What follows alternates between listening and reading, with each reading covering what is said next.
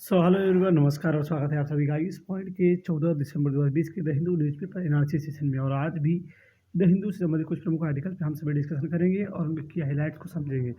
तो सबसे पहले यदि बात करें उन सभी आर्टिकल्स की, तो वे आर्टिकल कुछ आज हमारे द हिंदू न्यूज़पेपर इस प्रकार से लिखे हुए हैं कि हैजार्डस आइडियाज़, यानी कि हमारा जो है वो है हैजार्डस आइडियाज़। सेकेंड आर्टिकल में हम लोग बात करेंगे इनोवेशन फॉर क्लीनर एयर। तो इसमें एक पूसा डीकम्पोजर, बायो डीकम्पोजर एक यूनिक वर्ड है जिसको आप सभी लोग जानते भी होंगे, जो कि स्टेबल बर्निंग में काफ़ी सहायक, मतलब कि इसको रोकने के लिए काफ़ी सहायक साबित हुआ। तो इसके अंदर इनोवेशन के अंदर अनेक प्रकार के इनोवेशन को हम लोग समझेंगे तथा एयर की क्वालिटी को किस प्रकार मेंटेन किया जाए, इन सभी बातों पर डिस्कशन करेंगे। साथ ही साथ डेंजरस पैसेज, इस आर्टिकल में हम लोग समझेंगे डेंजरस इम्पास।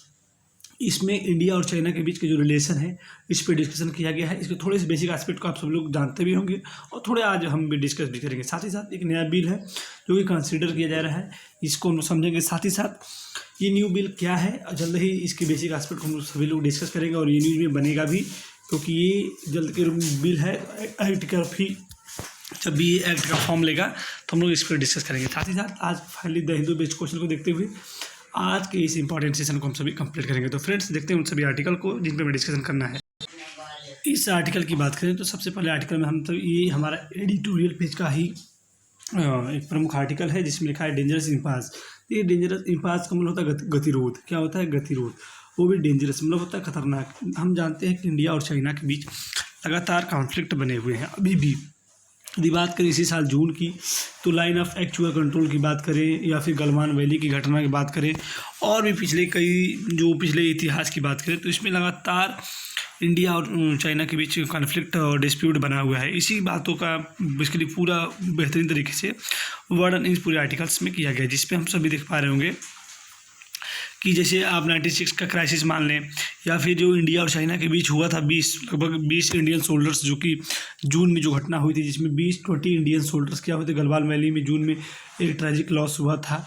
और इसके पहले भी कई सारे इंडिया और चाइना के बीच डिस्प्यूट आप सभी लोग ऑलरेडी समझते होंगे। तो इंडिया की जो फॉरेन मिनिस्ट्री है और भी चाहे जो भी कमांडर स्तर की जो भी बातें हो रही हैं वहाँ पे डिसएंगेजमेंट की, किस प्रकार से डिसएंगेजमेंट हो, इन्हीं सब बातों की चर्चा इस पूरे आर्टिकल में किया गया है कि लाइन ऑफ एक्चुअल कंट्रोल पे जो दोनों देश हैं कैसे एक दूसरे से अलग हों, कैसे एक दूसरे से दूर हटें, और वहाँ पे जो गतिरोध बना हुआ है, जो डेंजरस गतिरोध है, उसको कैसे हटाया जाए। इन्हीं सब बातों की पूरी बेसिकली इस पूरे आर्टिकल में चर्चा है, जो कि आप सभी लोग सारे एस्पेक्ट को ऑलरेडी जानते होंगे।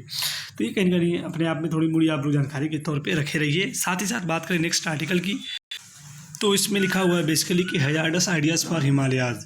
तो हिमालयन रीजन में जो हैजार्डस मतलब होता है खतरनाक, और आइडियाज़ मतलब होता है, आप सभी लोग समझ पा रहे होंगे कि हिमालयन रीजन में कुछ हाइड्रो पावर प्रोजेक्ट चाइना के द्वारा प्लानिंग किया जा रहा है। और ये जो प्रोजेक्ट है हिमालयन रीजन्स के लिए काफ़ी एक प्रकार से कहें तो हैजार्डस हो सकते हैं, खतरनाक हो सकते हैं। इसी में बेसिकली इस पूरे आर्टिकल में लिखा गया है कि in an article published on the website the central committee of the communist youth league, जो कि चाइना की एक पार्टी है, China announced that the planning to build a major hydropower project as a part of its 14 to 5 years plans and 21 to 25 on Yarlang Zanbo river. इस नदी पे project बनाया जा रहा है, हाइड्रो पावर प्रोजेक्ट बनाया जा रहा है, जो कि लगभग 5 सालों का एक प्रोजेक्ट है। 2021 से 25 में क्या हो जाएगा, 21 से 25 तक इसको बनाने में समय लगेगा। और साथ ही साथ मेडो कंट्री इन तिब्बत, जो कि तिब्बत में बेसिकली बनाया जाएगा। और यह जो हाइड्रो पावर प्रोजेक्ट का जो जनरेशन है, station is expected to provide 300 billion kilowatt घंटा ऑफ इलेक्ट्रिसिटी एनुअली, जो कि हर साल ये जो प्रोजेक्ट की अगर बात करें इस हाइड्रो पावर प्रोजेक्ट जो कि एक्सपेक्ट किया जा रहा है चाइना के द्वारा, तो ये जो प्रोजेक्ट है लगभग 300 बिलियन किलोवाट घंटा जो इलेक्ट्रिसिटी क्या करेगा, हर साल प्रोड्यूस करेगा। क्या करेगा? हर साल प्रोड्यूस करेगा। The Chinese authority says the project will help the country realize its goal of reaching the carbon emission peak of before 2030 and carbon neutrality before 2060।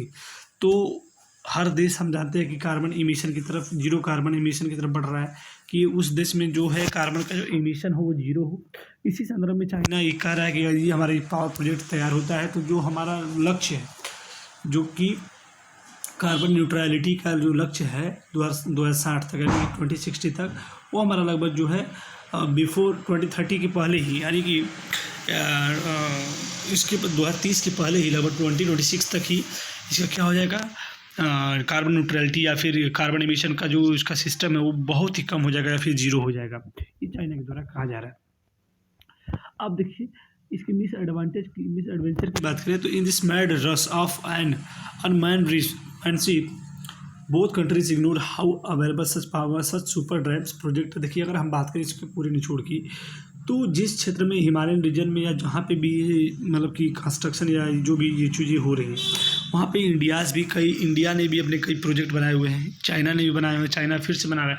देखिए उस क्षेत्र की बात करें तो जो वो क्षेत्र है अपने आप में अपने जो एक प्रकार से कहें तो सिस्मोलॉजिकल दृष्टि से, यानी कि अर्थक्वेक की दृष्टि से अगर बात करें, भूकंप की दृष्टि से, तो वो क्षेत्र काफ़ी ज़्यादा मैग्नीट्यूड के उसमें भूकंप बहुत ज़्यादा अधिक मात्रा में आते हैं। जैसे कि 8.6 मैग्नीट्यूड का भूकंप भी वहाँ पे मैकमोहन लाइन पे देखने को मिल चुका है। और बात करें पिछले 100 सालों की, तो पिछले 100 सालों के अंतर्गत भी वहाँ पे जो भूकंप आने की जो रेट है वो काफ़ी है और काफ़ी वो मतलब कि उनका मैग्नीट्यूड भी अधिक मात्रा में देखने को मिलता है। इसलिए अगर वहाँ पे कोई भी मतलब कि लगातार कंस्ट्रक्शन होता है तो चाहे वो बेसिकली वो चाहे वो भूकंप हो, चाहे ग्लेशियर का पिघलना हो या फिर लैंडस्लाइड हो या जो भी हो, इन सभी चीज़ों में अधिकतर बढ़ोतरी देखने को मिलेगी। क्योंकि हम सभी जानते हैं कि किसी भी चीज़ का, जैसे हिमालयन रीजन की बात करें तो हिमालयन रीजन में कोई भी चीज़ अगर जब कोई भी प्रोजेक्ट बनेगा तो वहाँ की जो इको लोकेशन है, जो वहाँ की इको लोकेशन है या फिर एक प्रकार से जो नेचर है वहाँ का, उसको चेंज किया जाएगा। नेचुरल की जो सिस्टम है उसको चेंज किया जाएगा, उससे छेड़छाड़ की जाएगी। जब उससे छेड़छाड़ की जाएगी तो फिर वही समस्या हमें अधिक मात्रा में देखने को मिलेगी। अर्थात ये कहा जा रहा है कि जो हजारडस जो इनोवेशन है, ये इसको इसलिए हजारडस इनोवेशन कहा जा रहा है क्योंकि जब कंस्ट्रक्शन कंप्लीट होगा तो प्रकृति के साथ अनेक प्रकार की छेड़खानी या फिर उसमें अनेक प्रकार की चेंजिंग या फिर इकोसिस्टम में वहाँ के अनेक प्रकार के चेंजिंग मतलब कि चेंजिंग करनी पड़ेगी, जिसके कारण अनेक प्रकार की समस्याओं का सामना करना पड़ सकता है। तो यही बात इस पूरी बेसिकली आर्टिकल में की जा रही है। देखते हैं फ्रेंड्स नेक्स्ट आर्टिकल को। इस आर्टिकल में देख पा रहे होंगे लिखा हुआ है इनोवेशन फॉर एयर क्लीनर। इसमें देखिए हम लोग जानते हैं कि monitoring air pollution alone is not enough, India's need context specific solution to tackle the problem.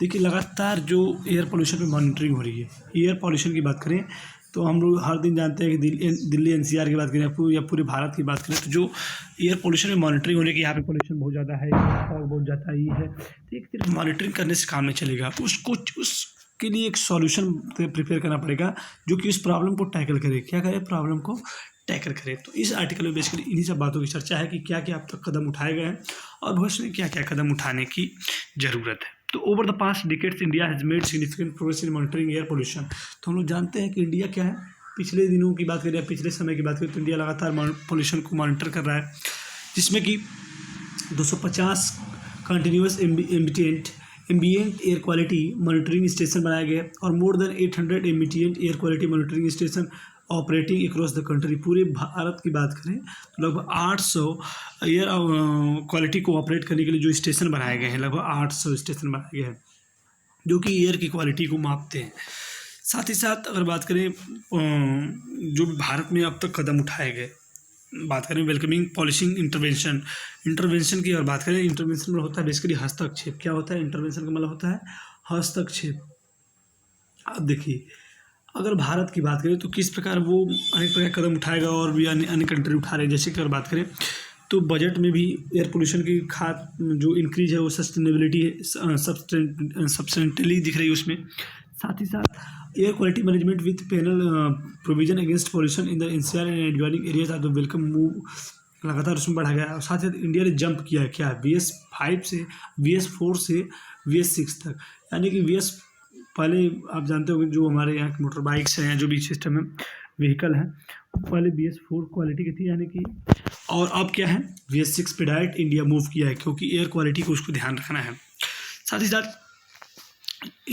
There is an increase focus on e mobility पे भी फोकस किया गया है, ई मोबिलिटी फोकस किया था। साथ ही साथ थ्रू देर द प्रधानमंत्री उज्ज्वला योजना जो लॉन्च की गई उसके अंतर्गत भी एयर क्वालिटी को सुधारने के लिए किया गया कि एयर क्वालिटी क्या हो, इम्प्रूवमेंट हो, सुधार हो, क्योंकि उसमें एलपीजी कवरेज दे करके और इस योजना के अंतर्गत एयर क्वालिटी में सुधार करने का अथक प्रयास किया गया और अभी भी जारी है। तो इन्हीं सब के अंतर्गत एक नया इंपॉर्टेंट यूनिक वर्ड जो है हमको याद रखना है वो है there are many institution in involving developing solution. अनेक प्रकार के इंस्टीट्यूशन है जो कि सोल्यूशन को डेवलप कर रहे हैं।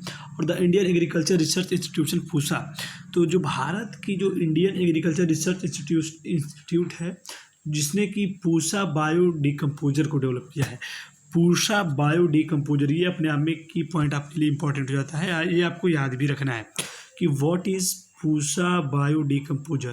पूसा बायो डिकम्पोजर क्या है, इसको आपको याद रखना है। तो ये एक ऐसी चीज़ है, एक ऐसा सिस्टम है जो स्टबल बर्निंग है, जो ये किसान पराली जलाते हैं, इसके बाद जो वहाँ पे छोड़ दी जाती है उसमें आग लगा दी जाती है, जिसके कारण मिट्टी के जो यूजफुल जो बैक्टीरिया है वो मर जाते हैं। साथ ही साथ एयर पोल्यूशन की समस्या भी बहुत अधिक मात्रा में देखने को मिलती है। उसको कंट्रोल करने के लिए इस चीज़ को इंडियन एग्रीकल्चर रिसर्च इंस्टीट्यूट के द्वारा डेवलप किया गया। क्या? Pusa bio decomposer. I hope आप सभी लोग पूसा बायो डिकम्पोजर को और भी डीपली में समझने का प्रयास करेंगे, और यदि समझ में आ रहा है तो आप सभी कमेंट सेक्शन में बताने का प्रयास करेंगे। तो हम अगले सेशन में आपको पूसा बायो डिकम्पोजर के लिए एक सेपरेट सेशन कंडक्ट कराने का प्रयास करेंगे।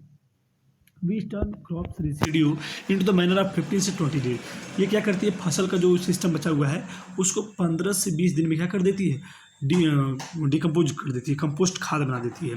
Would become a cost effective alternative to tackle the stubble burning, जो कि स्टबल बर्निंग को बहुत अच्छे तरीके से क्या करती है, टैकल करती है। तो इन सभी आर्टिकल्स में इन्हीं सब बातों की पूरी इस पूरे स्टेटमेंट, इस आर्टिकल के पूरे स्टेटमेंट में हमें यही देखने को मिलेगा कि अनेक प्रकार के उपाय किए गए जिसमें के अंतर्गत एयर क्वालिटी को सुधारा जाए। तो आई होप आप सभी लोग इसको समझ पाए होंगे। थोड़ा सा और समझते हैं पूसा डिकम्पोजर के बारे में। यदि बात करें पूसा डिकम्पोजर की, तो जो पूसा डिकम्पोजर है वो improves the fertility and productivity of soil, stubble work as manure to compost the crops and lesser fertilizer consumption required in the future. तो ये मिट्टी की फर्टिलिटी को और प्रोडक्टिविटी को क्या करता है, बढ़ाता है, और जो कि अपने आप में बहुत ज़्यादा इंपॉर्टेंट होते हैं। और इसके पहले हम लोग जानते हैं कि जो हमारे मिट्टी के लिए जो यूजफुल बैक्टीरियाज हैं और जो फंगी हैं मिट्टी में जो होते हैं, कि जो पराली को जला देते हैं, जिसमें कि पराली को जलाने के बाद जो यूजफुल बैक्टीरिया और जो फंगी होते हैं वो भी खत्म हो जाते थे, उनकी अब सिक्योरमेंट इसके द्वारा देखने को मिल सकता है। तो ये काफ़ी कुछ इंपॉर्टेंट हो जाते हैं, और स्वच्छ भारत मिशन के अंतर्गत एक अपने आप में इंपॉर्टेंट एस्पेक्ट भी हो जाता है। तो फ्रेंड्स देखते हैं आज के द हिंदू बेस्ड क्वेश्चन को। यदि बात करें आज के द हिंदू बेस्ड क्वेश्चन की, तो उस पर लिखा है कि right a brief discussion on air pollution. तो आप सभी लोग एयर पोल्यूशन पे 100 वर्ड्स में इसके सभी एस्पेक्ट को डिनोट करने का, प्रदर्शित करने का प्रयास करेंगे और अपनी राइटिंग स्किल में डेवलपमेंट करेंगे। तो फ्रेंड आई होप ये सेशन आप सभी के लिए इंपॉर्टेंट और हेल्पफुल रहा होगा। तो आज सेशन में इतना ही, अगले दिन फिर मिलेंगे, तब तक के लिए नमस्कार, बाय बाय, टेक केयर, नमस्कार।